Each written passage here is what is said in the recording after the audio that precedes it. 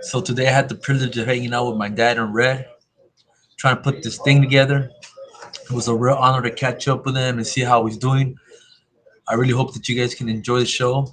Um, so in a few seconds, we're gonna go ahead and go live with my pops. All right, peace.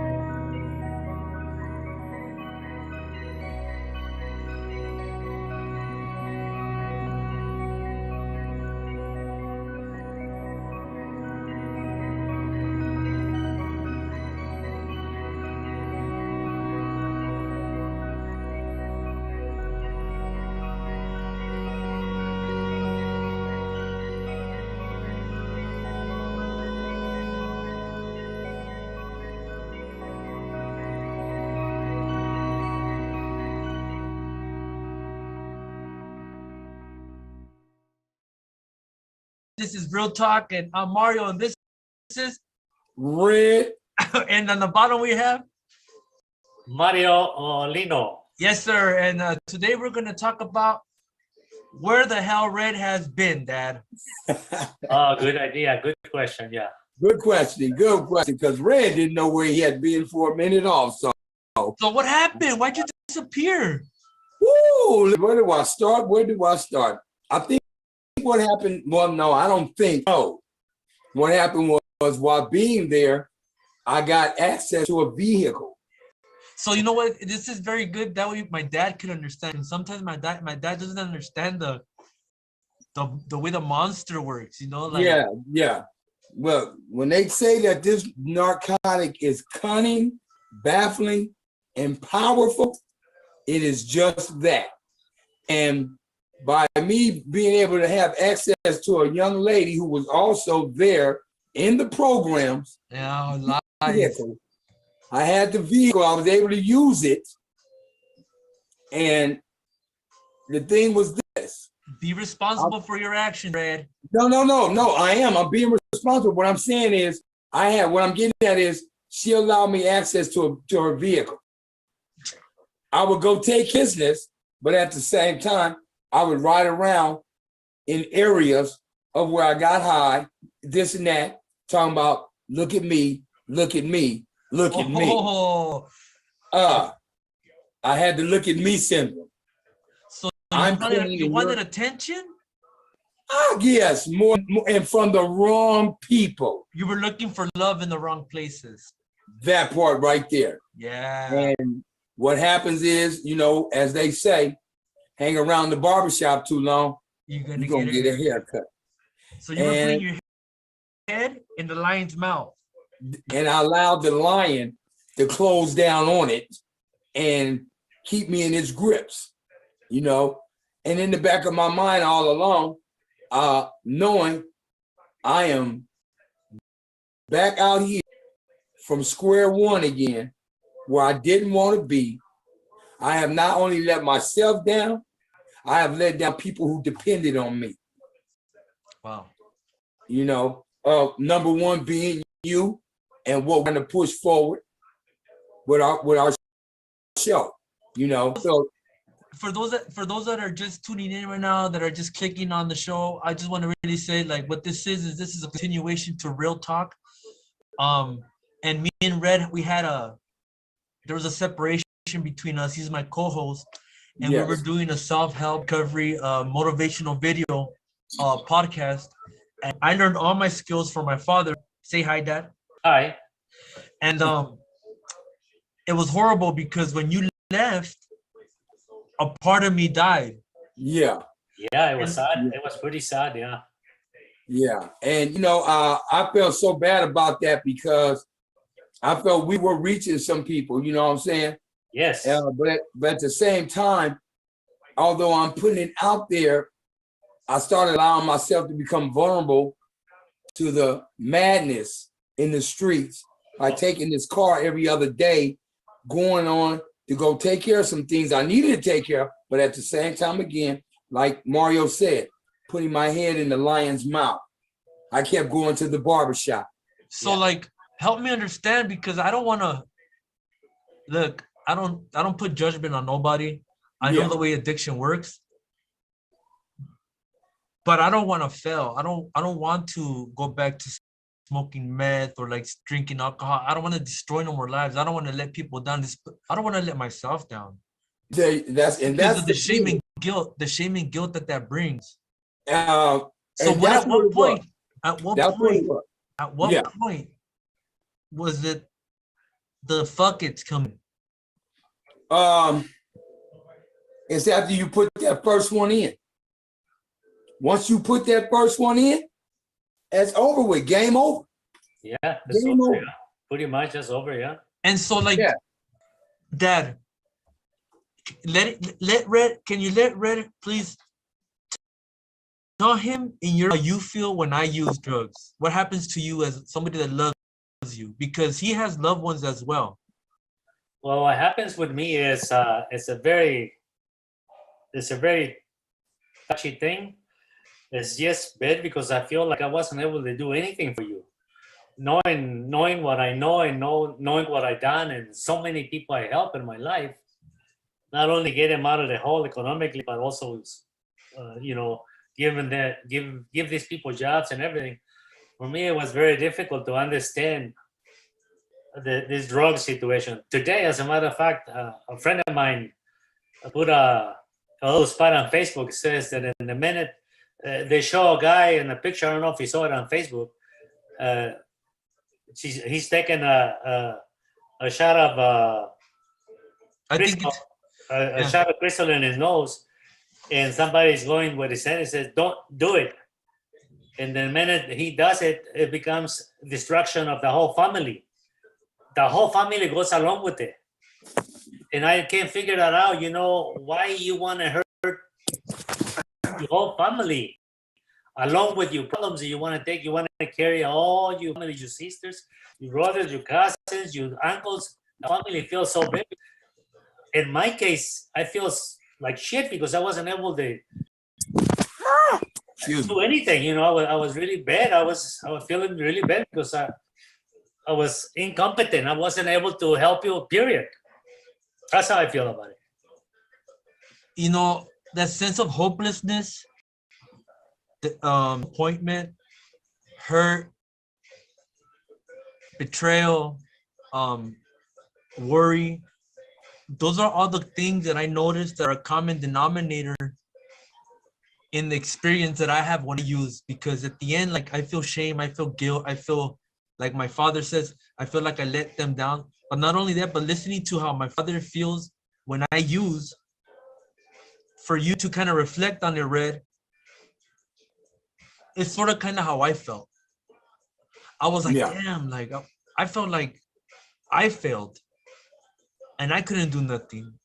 I felt incompetent and I had to stop doing my shows. And at the end, like, I learned that I could only worry about me when it comes to the drugs and alcohol, because when you're on your journey, like, I still have to be there to support you, but I had to rely on somebody that loved me so that I can be safe. And I had to rely on my father at that point. Yeah. And I reached out to him because I knew I could depend on him. I knew that he was going to be there for me. And I knew that if I wanted to get this show going, I knew that my father was going to be there for me. But at the same time, I knew that we had plans. Right. I just want to tell you from the bottom of my heart, from a Marine to another Marine, like, it hurt me, Red. I know it did. It really did. Let me get into this conversation. It was working out nice. And we both of you guys were like from two different cultures, but being in the same road, doing the same practical things. Yeah. It was working out nice because it's two different venues, two different races. Get it together and come up with something from a grassroots and blow it out for the people to catch up with it. You know what I mean? Yeah. It's working out nice. I like it what you were guys doing, but all of a sudden, I felt I did, and I felt so bad that not only did I let me down, I let him down, depending on one another. We vibed off each other. Right. We can relate, not just being devil dogs, but being one out there in an addiction. His addiction was different from us. Yeah. But at the same time, it's the same bottom line. We had an addiction. We didn't, like we told the people, we don't have the answers. We just have some solutions.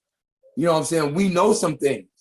But the thing is, I allowed myself get back out there, as Mario once again said, putting my head as a circus clown in that lion's mouth.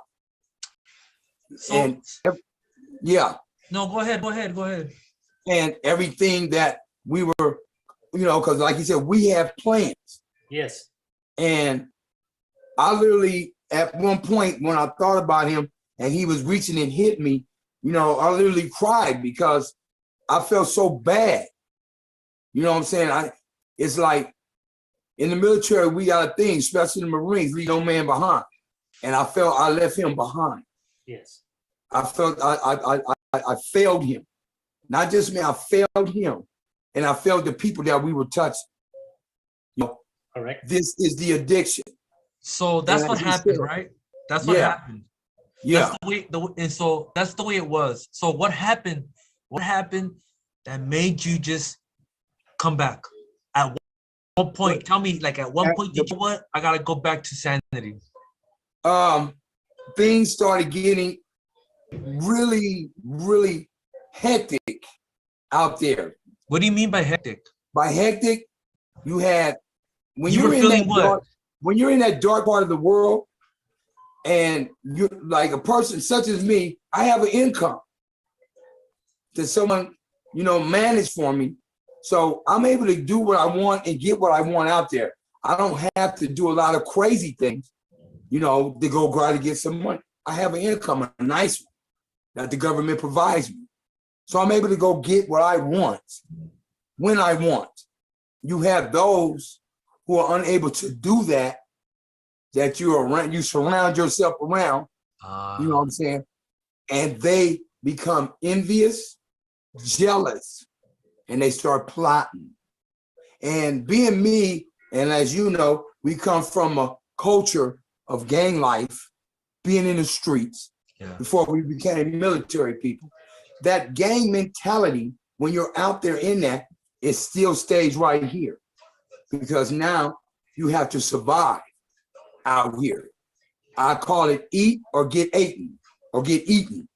But it's all fueled by drugs. Which is true. So it's really not, it's artificial. It's right. It's a persona that we live up to. It's fake. It's not who you really are. It's artificial. So you're stuck. So you create this artificial environment, allowing yourself to have a fictitious experience that is fueled by drugs and alcohol. And people around you. So what happens is it's a bit. You don't sleep. You're gonna be hallucinations. I'm sorry. That's called technical difficulties. I fell on my head again. Give me 1 minute, folks. Sorry about that. There we go. Yeah. Technical difficulties, like my life.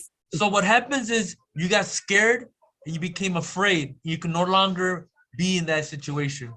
Yeah, that. And the one thing was this, when I'm out there, I've always said this, that if somebody does something to me out there that I don't have coming, I only have one thing to do. And I was on the verge of doing 2 people like that. So you become homicidal or suicidal? Homicidal. That's the problem as a Marine. And especially when the drugs are in there, the people really die. Yeah. And that's the danger that we don't think about, that we put our family through. Right. I believe the cool thing about it, Mario, the night that I had it all planned, I had it planned. Everything was set to go. My people that was going to give me what I needed, I get a phone call from my sister in Las Vegas. Hey, Red, I have a 2-bedroom apartment. Why don't you come out here and stay with me? Detox. So that was God. Days. That was That's what I God sparing said, your bro. life. That's what I said, bro. I said this was a God shot, man. You know, this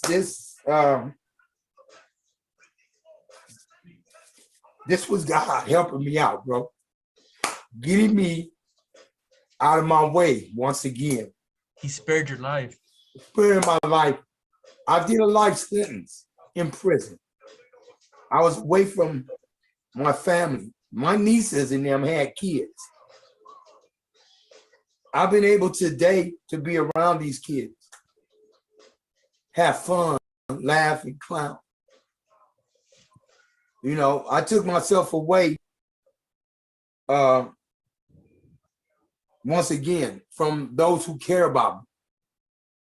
Those who I knew me and you had a love. I call me and Mara have a love-hate relationship. You know what I'm saying? But not to the point where we hate each other, where we're not. I would not be there for you if, you know, when I'm in my right mind. I would not be there for you. Not that kind of hate. Love hate that, you know, Brother, I don't like things you do. You didn't like things I did. You know what I'm saying? But as Marines, as men, as one another, looking out, want to help each other, we had that respect that was right there. And, you know, I tell people, I say, man, I love that dude, man. I said, I don't, they be like, oh, I don't have homies that, but he ain't Mexican. I said, I don't give a damn. I said, he a devil dog. He a Marine. That's what he is. He a Marine, and he my fellow brother. He my brother from another mother. You know what I'm saying? Yeah. And so that I think that's the beautiful thing, because a lot of people, there's a racial barrier there. Yeah. That we have to break through in order to prove ourselves that we can overcome anything, especially race, culture. Yeah. All these are all things that my father taught me. And yeah, it doesn't matter what color you are. What matters is who you are inside. It's who you are inside. And how and you carry yourself. we were brought up in a way also as a way, like, not racist, but like to be with our own, almost like you guys, right? Yeah. But when I was in the military, that's what allowed me to cross over. But anyways, back to your situation, like, so we can understand the way it was, what happened. Let's talk about what now. Today, now, with the help of my God, doing 1 o'clock meetings with the VA out here on Zoom. Where's out here? And I'm in Las Vegas, Nevada now. Okay. That's where your drug took you? No, that's where my sister picked me up. Your sister saved you. My sister saved me. She called me, gave me a date where to meet her, and I met her. Hey, remember, my dad always says on the third day, the dead and company start to stink. So you gotta start doing your own stuff around there, okay? Don't be. Yeah. No, well, you know what? The thing is, me and my sister, older sister, we have a bond. And the crazy way our bond was sealed is I went to prison. She ended up going to prison for what she was out there doing, different things. I'm not gonna put her out there, but we bonded because she kind of understood what I was going through when she went in. So we have that bond. We're both Scorpios. Oh God, here we go. Horoscope. Yeah, we're both Scorpios. So we have this bond thing, man. And I know that they know I'm a grown man, as my brother would say. You're grown, bro. You know, I don't like it, but I love you because you're my brother. And all I need for you to do is text me every other day to let me know that you're okay out here. Yeah. But what it is, my sister came. I call her, she rescued me. She rescued me with the help of God. God puts people in your path. Yes. You know what I'm saying? He puts the right people in your path. Me, I never burned any bridges with my family, Poppy. I never burnt my bridges with my siblings because I never would come around them that state of being. Yeah. How old are you, Red? I will be 61 years old on the 13th of November. Wow, yeah. A couple more weeks, another 3 weeks.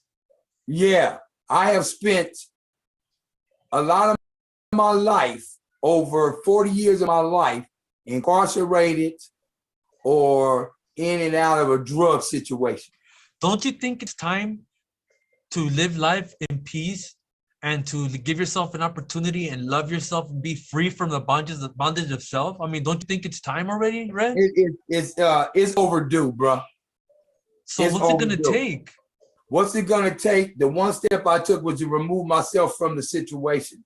Although I take myself with me, yeah, I'm falling all over the place because I'm trying to keep this camera up. And let me get like this here. Let me see. Let me sit on some pillows, people. I apologize. Excuse me. I hope this is not going to mess up our recording. That goes to show you guys, I am not the cameraman. This is live. Okay, this is live, and we can't take it back. We're like Saturday Night Live. Yeah. So look. What's next for Big Red, man? First of all, it's a pleasure to have your energy back, man. It really is, man. I'm glad that you get to finally meet my dad. Yeah, yes, yeah. Yeah, I'm happy about that, man, because you talked about him so much. You talked about how much you loved him and how you know, I watched what you did today on the thing today with your ex-wife. That moved me to tears, bro. That moved me to tears. You see, I sent you a thing. Yeah, you know what I'm saying? Yeah.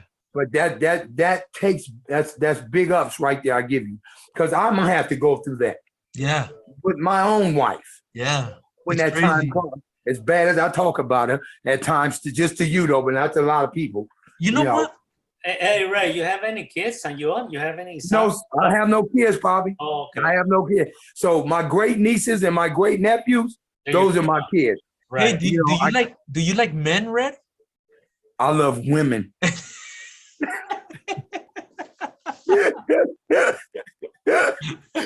I love women. I need you to know. Thank God. The only time I like men. There's nothing wrong with it, but you're 61 years old, no kids. I gotta ask the question. Shit, I don't know what's going on. Yeah.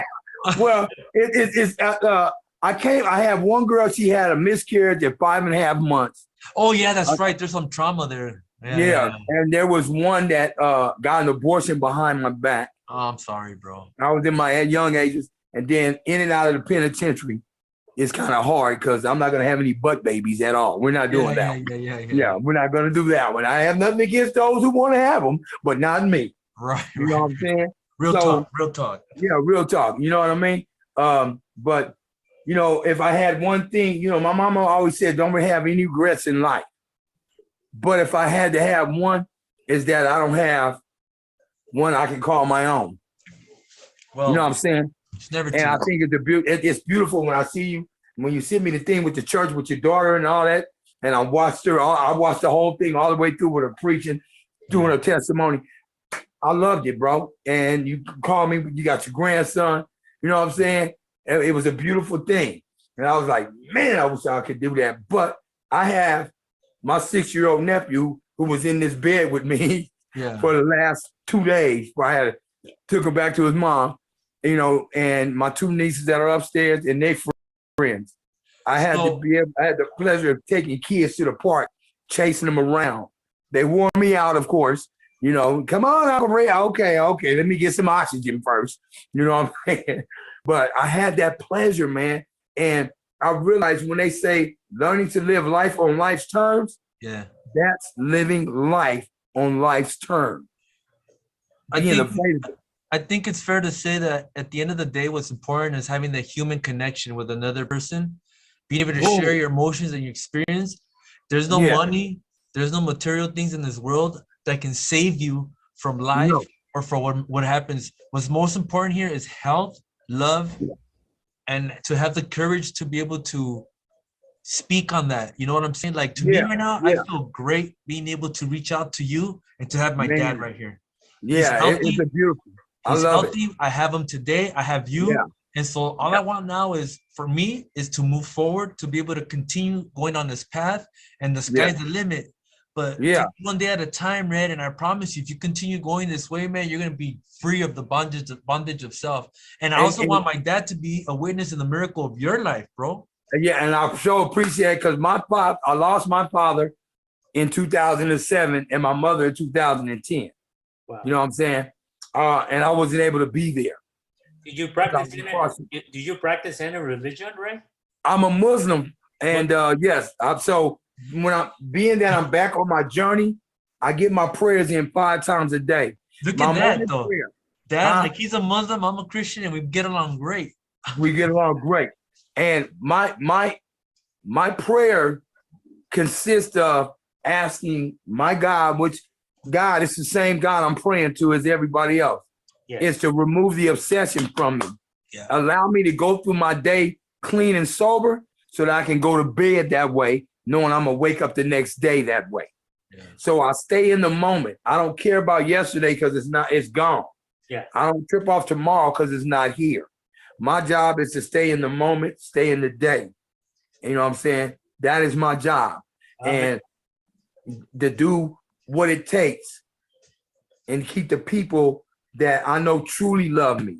Not the people in the other world only love me for when I got something or I can give them something or, you know, things like that. The people that I don't have to give them anything but the real me. That's right. Authentic. The true me. You know, the authentic, the authentic me. That's what they want. That's what my brother wants. That's what my sister wants. That's what my nieces and nephews, even my oldest. What does Red want? What does Red want? Red wants to be able to stay.